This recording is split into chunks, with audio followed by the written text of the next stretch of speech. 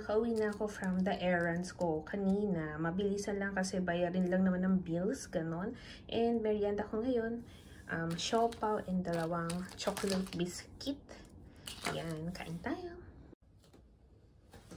Next na mga gagawin ko, ayos nito, nasa sahig siya kasi napuwisit ako kasi ito, kwarto talaga siya dapat ni baby pag pwede na siyang matulog mag-isa. So, ayan yung crib, medyo naka-ready na.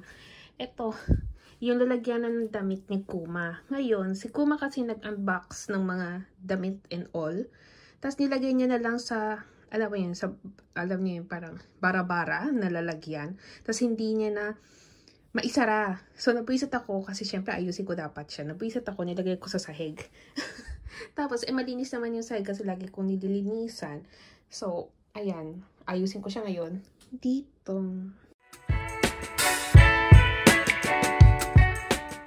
Hi, good afternoon. Ayan, umalis ulit ako ngayon ng bahay. Nagtapon ng basura. And, ang mission ko ngayon is pumunta sa 100 yen shop para bumili ng filter para sa bathroom kasi naubos na daw, sabi ni Kuma.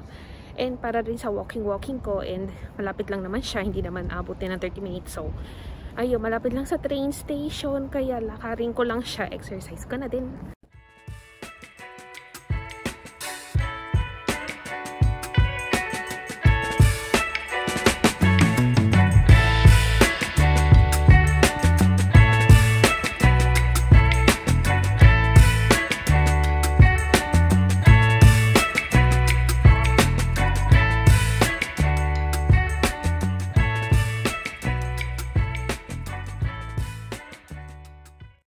Tiklop muna ako ng mga natapos ng labhan. So, yan, nilagay ko lang siya sa basket na yan, or yung, basta yan, kasi laundry basket daw yan tawag dito sa Japan. So, ayan, so, nilagay ko lang siya dyan, yung mga tapos na i-dryer. Tapos ngayon, titiklopin ko na siya kasi kanina pa ako nagbi-BP, mataas yung BP ko. So, pahinga ko muna yung wrist ko sa pagbi-BP. So, magtitiklop muna ako. Uy, ano na?